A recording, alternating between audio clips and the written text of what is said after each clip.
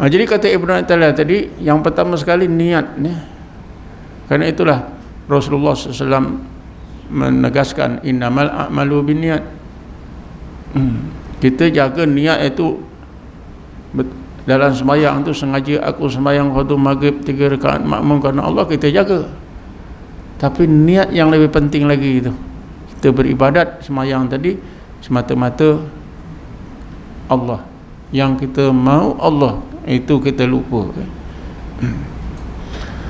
Jadi kalau kita beribadat semata-mata tujuan kita Allah, macam kita datang, tujuan kita Allah, insya-Allah kita akan dapat Allah. Daripada situlah tuan-tuan, Allah SWT akan kurniakan kepada kita ketaatan pada zahir, pada segi syariat, pada batin kita pandang Allah saja, insya-Allah. Cuba kalau nak bangun pagi tu kita rasa malas, cuba ingat aku nak Allah, cuba macam mana? Kalau kita fikir malasnya, memanglah. Kenapa nak malas? Nak malas dapat malas. Tapi insya-Allah kalau nak Allah, insya-Allah. Ini pun saya latih itu diri saya, tuan-tuan. Bukan senang. Bangun pagi itu sama aja kita ni manusia, betul tak? Sama aja, rasa malas, rasa. Tapi ketika itu kita aku mau Allah, insya-Allah kita akan bangun cergas. Jadi apa pun bila kita ada tujuan Allah, ini menyegerakan. Seperti yang Ibnu Athaillah kata, tinggalkanlah semua makhluk, terus kepada yang mencipta makhluk mukawwin, iaitu Allah Subhanahu wa ta'ala. Pertama sekali dari segi niat. Yang keduanya dari segi memilih amalan. Amalan tu terlalu banyak. Kata Ibnu Athaillah dalam kitab Hikam, tanawu'ul a'mali bitanawu'il ahwal. Macam-macam jenis amalan yang dilakukan oleh orang mukmin, kerana terdapat berbagai hal keadaan hati. Kalau kita pergi ke sebuah masjid, ada yang baca Yasin, ada yang berzikir, ada yang termenung saja, ada yang semayang, macam-macam. Kenapa macam-macam amal ni? Ini kata Ibnu Athaillah, amalan-amalan yang dilakukan oleh seorang mukmin itu sebenarnya dia merujuk kepada keadaan hati masing-masing. Keadaan hati ini kita ni berbeza-beza. Ada yang suka marhaban saja. Baca Quran dia tak mau. Sebab dah macam tu hati dia. Jadi di sinilah Ibnu Athaillah kata dari segi amalan ni, hendaklah kita pilih amalan yang langsung kepada Allah. Apa amalan yang langsung kepada Allah? Banyak amalan-amalan yang bila kita amalkan langsung terus kepada Allah Subhanahu wa ta'ala. Semayang misalnya, berzikir, tahlil la ilaha illallah, itu amalan-amalan yang langsung kepada Allah. Janganlah pilih amalan-amalan yang berliku-liku. Ada setengah orang tu dia suka bernasyid, dia kata kalau saya bernasyid ni rasa kuat iman itu rasa kuat, fikiran tenang. Tapi nasyid ini amalan yang tidak direct kepada Allah Subhanahu wa ta'ala. Kata Ibnu Athaillah, carilah amalan yang terus kepada Allah Subhanahu wa ta'ala.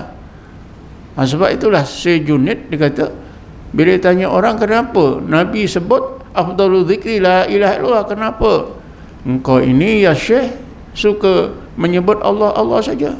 Jawabnya, karena Allah itu terus kepada Allah. Tak ada kalimah-kalimah lain. Kalau la ilallah itu ada kalimah lain, la ilaha illa. Ada banyak huruf, ada banyak kalimah untuk sampai kepada Allah. Sebab itu dia kata, aku sebut Allah, Allah terus. Jadi begitulah tuan-tuan, dari segi amalan ni, pilihlah amalan-amalan yang terus kepada Allah.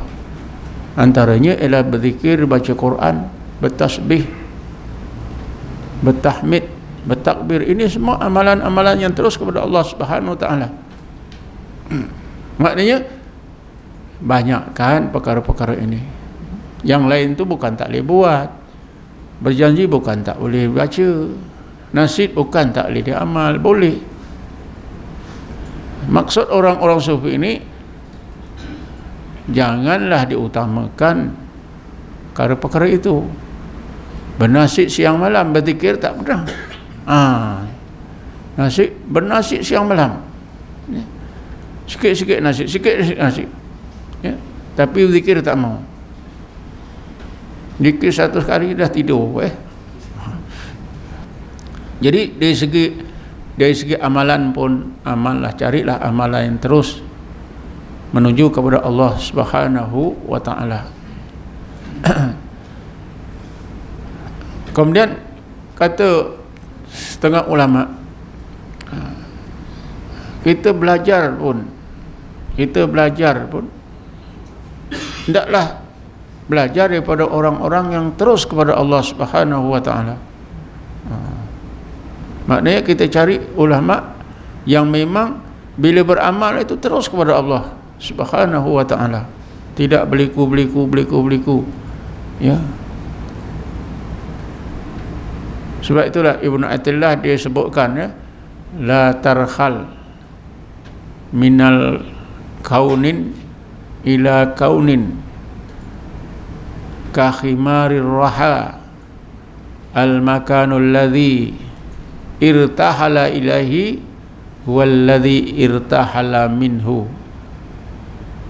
Janganlah kamu asyik berpindah dari satu makhluk kepada satu makhluk. Kalau kamu berjalan dari satu makhluk ke satu makhluk, kamu menjadi seperti khimar yang ditugaskan memusingkan kisar gandum. Tempat yang dituju ialah permulaan jalannya. Kalau khimar itu bisa ditugaskan kisar gandum, seharian dia tak sampai mana. Ini ibarat orang mukmin yang dia beramal, dia belajar, yang semuanya itu tak boleh menyampaikan dirinya kepada Allah Subhanahu Wa Taala.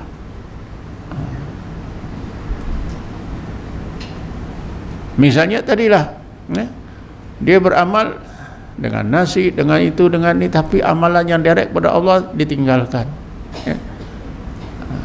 Belajar ilmu yang lainnya dipelajari, ilmu tasawuf dia tak mau belajar. Belajar ilmu tadi pun naklah ilmu yang terus membicarakan tentang Allah, macam ilmu tasawuf.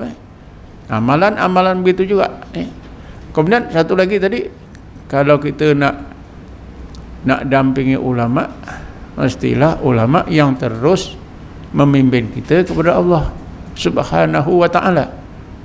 Sebagaimana yang disebut oleh Nabi, sifatnya ada 3. Kata Nabi, apabila kita pandang dia, ingat Allah. Dengar kata-katanya, bertambah ilmu. Ketiga, tengok amal perbuatannya menurunkan hati kita gemar akhirat. Ayu julasaina khairun ya Rasulullah. Manakah orang yang sebaik-baik kita dampingi untuk kita jadikan guru ya Rasulullah?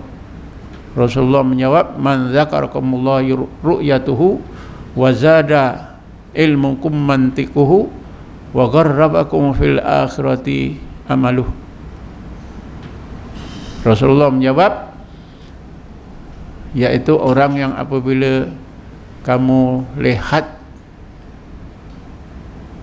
mengingatkan kamu kepada Allah, kamu dengar kata-katanya, bertambah ilmu kamu. Apabila kamu tengok amal perbuatannya menurunkan hati kamu gemar kepada akhirat. Orang macam inilah yang kita nak dampingi, kita belajar. Tapi di akhir zaman macam kita ni dah susah kita nak cari. Kerana ulama seperti ini meninggal dunia. Ya, semakin sikit bilangannya. Disebut dalam surah Waqiah, as-sabiqun ulaikal muqarrabun fi jannatin na'im sullatum minal awwalin wa qalilum minal akhirin. Zaman-zaman akhir macam kita ini qalil, orang-orang yang sebegini, ya, hampir kepada Allah itu makin sedikit bilangan akhir-akhir zaman. Tapi zaman-zaman awal Islam ramai. Tuan-tuan dan puan-puan sekalian, jadi dengan beberapa langkah tadi, insya-Allah mudah-mudahan Allah SWT akan kurniakan kita taat pada syariatnya, pada zahir, dan disampaikan oleh Allah pada hakikatnya, pada batin kita.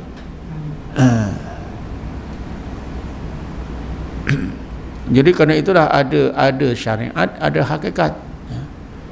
Bila kita disampaikan kepada syariat, kita taat.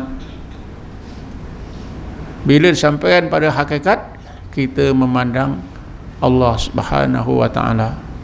Inilah, ya, orang yang disebut oleh Allah telah mencapai derajat hamba Allah yang sebenar.